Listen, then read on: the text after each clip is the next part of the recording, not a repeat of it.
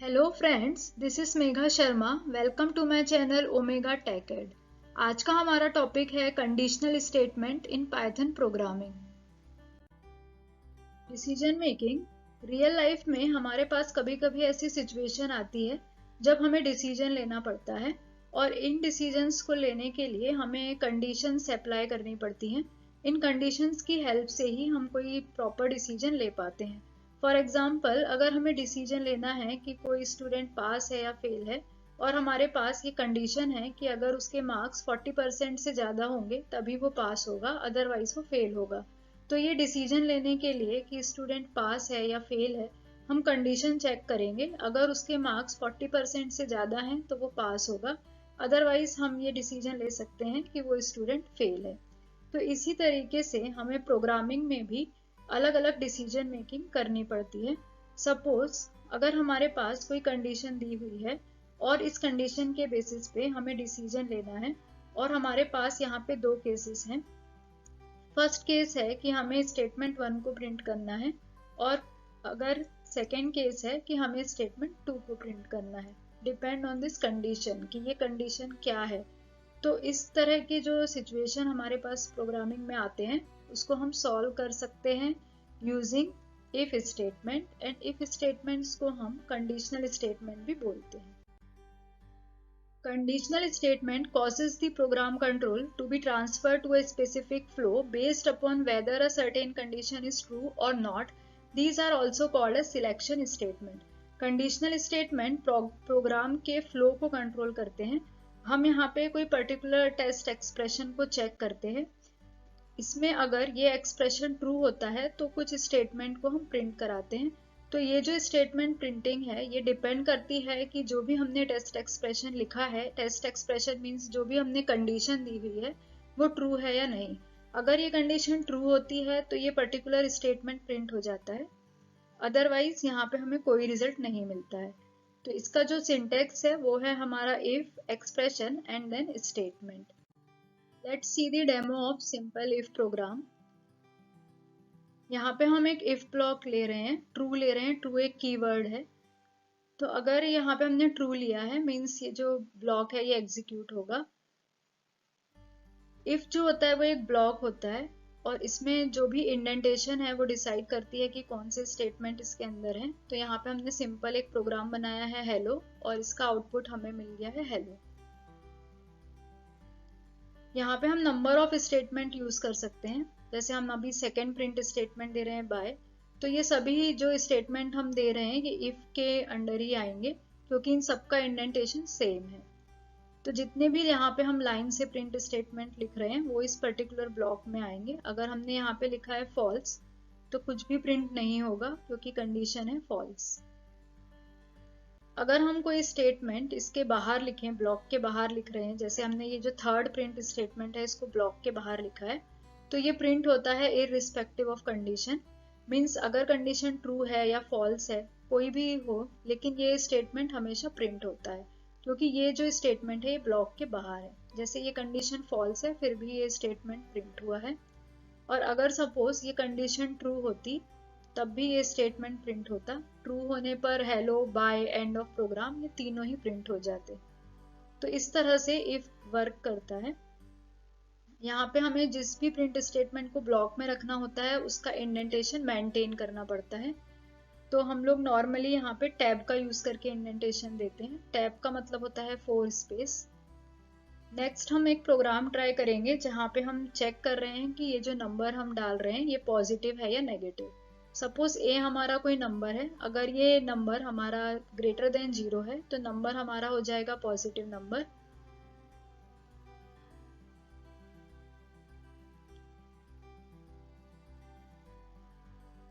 और नेक्स्ट हम यहाँ पे जो प्रिंट स्टेटमेंट यूज कर रहे हैं वो इफ ब्लॉक के बाहर कर रहे हैं। तो ये वाला जो स्टेटमेंट है नेगेटिव नंबर वाला ये प्रिंट होगा अगर हमारा कंडीशन ट्रू है या फॉल्स है। हर कंडीशन में ये वाला स्टेटमेंट प्रिंट होगा। जब हम प्रोग्राम को यहाँ पे रन करेंगे तो यहाँ पे हमें एरर मिला है क्योंकि ए हमने यहाँ पे डिफाइन नहीं किया है। तो जो भी वेरिएबल हम यहाँ पे यूज करते हैं प्रोग्राम में उसमें हम उसको हमें डिफाइन करना बहुत जरूरी होता है। जैसे यहाँ पे a अनडिफाइंड था, तो हम अब यहाँ पे इस a की वैल्यू ले रहे हैं 3।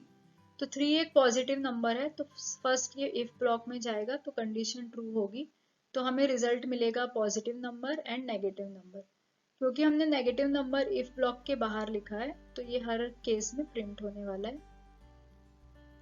लेकिन ये जो नंबर हमें मिला है नेगेटिव नंबर, ये हमें नहीं चाहिए, ये हमें तभी चाहिए जब हमारा नंबर नेगेटिव हो।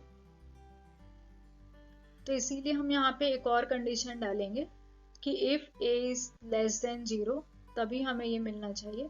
और इसके लिए भी हमें इंडेंटेशन फॉलो करना चाहिए, अदरवाइज ये इस स्टेटमेंट को आउट ऑफ इफ समझेगा। तो इसलिए हमने यहाँ पे इंडेंटेशन मेंटेन किया है। तो ये वाला जो स्टेटमेंट है वो a लेस देन 0 के अंडर आ गया। अब नेक्स्ट जो हम प्रिंट स्टेटमेंट लिख रहे हैं वो ये इफ के बाहर है, इफ ब्लॉक के बाहर है।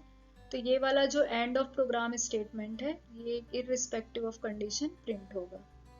जब हम इसे रन करेंगे हमें आउटपुट मिलेगा negative number and end of program, क्योंकि हमारा नंबर था नेगेटिव। इसी तरह से अगर हम कोई पॉजिटिव नंबर डालें तो हमें आउटपुट मिलेगा positive number and end of program. तो इस तरह से ये प्रॉपर वर्क कर रहा है। लेकिन अगर हम यहाँ पे देखें तो हम जो दो कंडीशन यूज कर रहे हैं, एक लेस देन 0 के लिए, ग्रेटर देन 0 के लिए, ये जरूरी नहीं है, क्योंकि अगर कोई नंबर पॉजिटिव नहीं होगा तो वो नेगेटिव होगा। तो यहाँ पे एक कंडीशन को हटा के हम एल्स का यूज कर सकते हैं, तो हमें आंसर मिलेगा positive number and end of program. Else का यूज करने से हम प्रोग्राम को एफिशिएंट बना सकते हैं, और ये जो अननेसेसरी दो कंडीशन चेक हो रही थी उसकी हमें जरूरत नहीं है। सिमिलरली अगर हम -13 के लिए देखें तो हमें आउटपुट मिलेगा negative number and end of program. तो इस तरीके से हम इफ एल्स का यूज करके प्रोग्राम को एफिशिएंट बना सकते हैं। अब जैसे हमने यहाँ पे नंबर असाइन किया था उसी तरीके से हम यूजर से भी नंबर ले सकते हैं। यूजर से जो नंबर हम ले रहे हैं उसको हमें कन्वर्ट करना पड़ेगा इंटीजर में, क्योंकि जो नंबर आ रहे हैं इनपुट फंक्शन का यूज करके वो स्ट्रिंग में होते हैं। तो यहाँ पे हम यूजर से एक नंबर ले रहे हैं, उसके लिए हमें लिखना पड़ेगा int input enter any number. और जब हम प्रोग्राम को रन करेंगे तो हम देख रहे हैं यहाँ पे हमें एरर मिल रहा है सेकेंड लाइन पे, लेकिन ये एरर एक्चुअली सेकेंड लाइन पे नहीं है, फर्स्ट लाइन पे है, जहाँ पे हमने एक ब्रैकेट को क्लोज करना भूल गए थे। तो प्रॉपर ब्रैकेट क्लोज करके हम इसे रन करेंगे।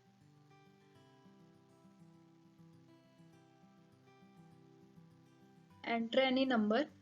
अब यहाँ पे हम 32 नंबर ले रहे हैं जो कि एक पॉजिटिव नंबर है, तो प्रिंट होगा positive number and end of program. If else, अभी हमने जो देखा प्रोग्राम उसमें हमने इफ एल्स का यूज किया। इफ एल्स का यूज हम तब करते हैं जब हमें अगर कंडीशन फॉल्स है उसके लिए भी कोई रिजल्ट डिस्प्ले कराना है, तब हम इफ एल्स का यूज करते हैं।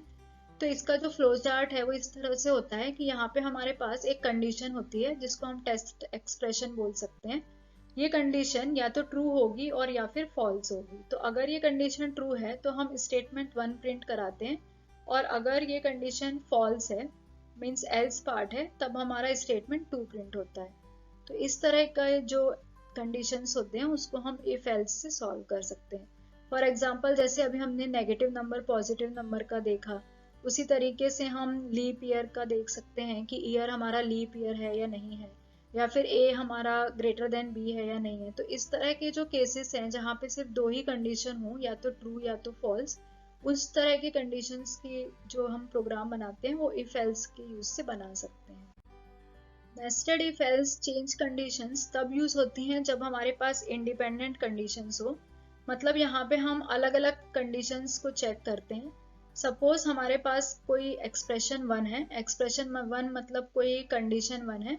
अगर ये कंडीशन ट्रू है तो स्टेटमेंट 1 प्रिंट हो जाएगा, और अगर ये कंडीशन फॉल्स है तो ये आगे के कंडीशंस को चेक करेगा। 1 के फॉल्स होने के बाद ये कंडीशन 2 को चेक करेगा। अगर कंडीशन 2 ट्रू होती है तो ये स्टेटमेंट 2 को प्रिंट करेगा, और अगर ये फॉल्स होती है तो ये 3 पे जाएगा। एक्सप्रेशन 3 को चेक करेगा, अगर एक्सप्रेशन 3 ट्रू है तो 3 को प्रिंट कर देगा, और अगर फॉल्स है तो आगे वाले कंडीशंस को चेक करेगा। और लास्ट में हम यहाँ पे एक डिफॉल्ट स्टेटमेंट देते हैं। डिफॉल्ट का मतलब ये होता है कि अगर ऊपर दिए हुए कोई भी कंडीशन यहाँ पे हमें ट्रू नहीं मिलते हैं तो डिफॉल्ट वाला जो स्टेटमेंट है वो प्रिंट हो जाता है। इसका अगर हम फ्लो चार्ट देखें तो यहाँ पे हम इंडिपेंडेंट कंडीशंस को चेक करते हैं, कंडीशन 1, 2, 3, 4, इसी तरह हम n नंबर ऑफ कंडीशंस लिख सकते हैं।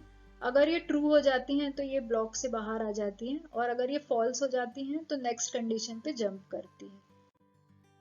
यहाँ पे हम एग्जाम्पल देखेंगे कि किस तरह से वर्क करता है। इफ की वैल्यू अगर है x इज इक्वल टू 1 तो हम प्रिंट करा रहे हैं Monday. If x is equals to 2 तो हम प्रिंट करा रहे हैं ट्यूसडे। इसी तरीके से हम इस चेन कंडीशन में कितने भी नंबर ऑफ स्टेटमेंट्स लिख सकते हैं। जो हम इफ का स्टेटमेंट लिखते हैं बाकी लैंग्वेजेस में, उसमें हम ब्रैकेट का यूज करते हैं, पर पाइथन में ये विदाउट ब्रैकेट भी वर्क कर लेता है, और अगर हम इसमें ब्रैकेट दें तो भी कोई एरर नहीं आएगा। तो ये हमारे ऊपर डिपेंड करता है कि हम ये कंडीशन ब्रैकेट में दें या फिर विदाउट ब्रैकेट दें। इसी तरीके से हम अगर x इज इक्वल टू 4 ले रहे हैं तो हम प्रिंट कराएंगे थर्सडे।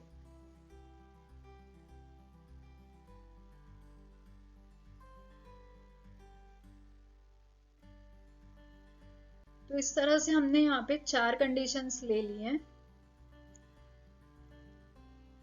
और यहाँ पे हम x की वैल्यू असाइन कर देंगे, और या फिर हम यूजर से भी ले सकते हैं। जैसे अब हम यहाँ पे यूजर से वैल्यू ले रहे हैं, तो यूजर से जब भी हम वैल्यू लेते हैं तो क्योंकि ये नंबर है तो हमें इसे इंटीजर में कन्वर्ट करना पड़ेगा, तो इसलिए हम इंट कीवर्ड का यूज करेंगे, और इनपुट जो होता है वो यूजर से वैल्यू लेने के लिए यूज होता है। तो यहाँ पे जो भी नंबर एंटर होगा उसको इंटीजर में कन्वर्ट करना है। जब हम रन करेंगे प्रोग्राम तो मैसेज आएगा एंटर एनी नंबर। सपोज हमने 2 डाला है तो आउटपुट मिलेगा ट्यूसडे। अब क्योंकि यहाँ पे हमने डिफॉल्ट के लिए कोई कंडीशन नहीं दी है, डिफॉल्ट मतलब अगर सपोज यूजर 1 2 3 4 के अलावा कोई और नंबर डाले, जैसे सपोज हम यहाँ पे 5 डाल रहे हैं, तो उस केस में हमें आउटपुट कुछ भी नहीं मिलेगा। तो इसीलिए हमें यहाँ पे एक डिफॉल्ट के लिए कंडीशन डालनी पड़ती है कि अगर ऊपर दिए हुए कंडीशंस में से कोई भी कंडीशन हमारी ट्रू नहीं होती है तब उस केस में क्या प्रिंट होगा। तो उसके लिए हम एक डिफॉल्ट में एल्स कंडीशन डालते हैं। तो यहाँ पे हम एक रेंज दे देते हैं कि अगर 1 से लेके 4 तक कोई नंबर नहीं डाला है तो हम एक मैसेज देंगे कि एंटर नंबर बिटवीन 1 to 4।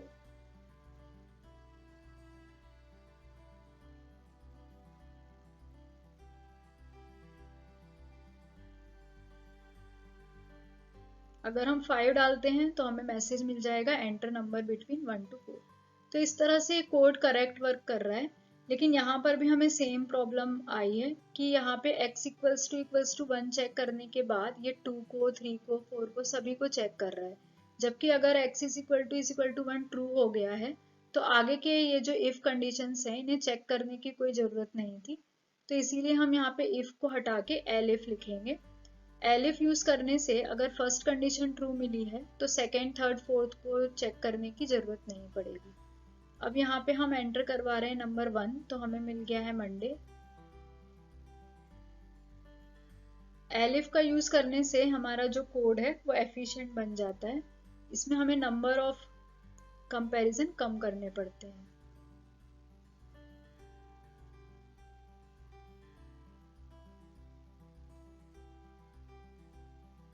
तो इस तरह से हमने देखा कि किस तरह से elif वर्क करता है। नेक्स्ट हम देखेंगे कि किस तरह से हम नेस्टेड इफ का यूज कर सकते हैं। नेस्टेड इफ का मतलब होता है कि एक इफ स्टेटमेंट के अंदर हम दूसरे इफ स्टेटमेंट को इंक्लूड कर सकते हैं। जैसे सपोज हमारे पास कोई एक सिंपल इफ स्टेटमेंट है, इस सिंपल इफ स्टेटमेंट के अंदर हम एक इफ एल्स स्टेटमेंट को यूज कर सकते हैं। यहाँ फॉर एग्जांपल अभी हम वेरिएबल्स ले रहे हैं और इनकी वैल्यू हम अभी डमी नंबर्स ले रहे हैं, बाद में हम इनको चेंज करेंगे। सपोज यहाँ पे हमने कोई एक वेरिएबल लिया है x इक्वल्स टू 5 और इफ का एक ब्लॉक बनाया है कि अगर x की वैल्यू 5 के इक्वल है तब ये इस ट्रू ब्लॉक में आएगा। यहाँ पे हमें इंडेंटेशन का बहुत ध्यान रखना है, इंडेंटेशन ही डिसाइड करेगा कि कौन सी वैल्यू किस ब्लॉक के अंदर है। तो हम यहाँ पे देख रहे हैं कि अगर x इक्वल्स टू 5 है और इफ की कंडीशन अगर ट्रू होती है, जैसे हमने लिया है ग्रेटर देन 15, तब ये वाला जो कंडीशन अगर ट्रू है तब ये इस ब्लॉक में आएगा, और इस ब्लॉक के अंदर हम वापस से इफ एल्स कंडीशन यूज करेंगे। तो इफ एल्स कंडीशन की जो वर्किंग है वो यहाँ पे सेम ही रहने वाली है कि अगर कंडीशन ट्रू है तो यहाँ पे प्रिंट कर रहे हैं हम हाई, और अगर कंडीशन फॉल्स है तो हम कोई और स्टेटमेंट प्रिंट कर रहे हैं। जैसे सपोज हम यहाँ पे हमारा कोलन छूट गया है तो कोलन लगा लेंगे। नेक्स्ट हम प्रिंट स्टेटमेंट दे रहे हैं एल्स के लिए, जो कि है बाय। अब यहाँ पे हम वेरिएबल की प्रॉपर वैल्यू रख देते हैं। जैसे x इज ग्रेटर देन 15 है अगर, तो x इज ग्रेटर देन 5 भी होगा उस केस में, तो यहाँ पे हमें ये नंबर चेंज करना पड़ेगा। और उसके पहले हम यहाँ पे एक प्रिंट स्टेटमेंट दे रहे हैं एंड ऑफ प्रोग्राम, जो कि हम ब्लॉक के बाहर दे रहे हैं।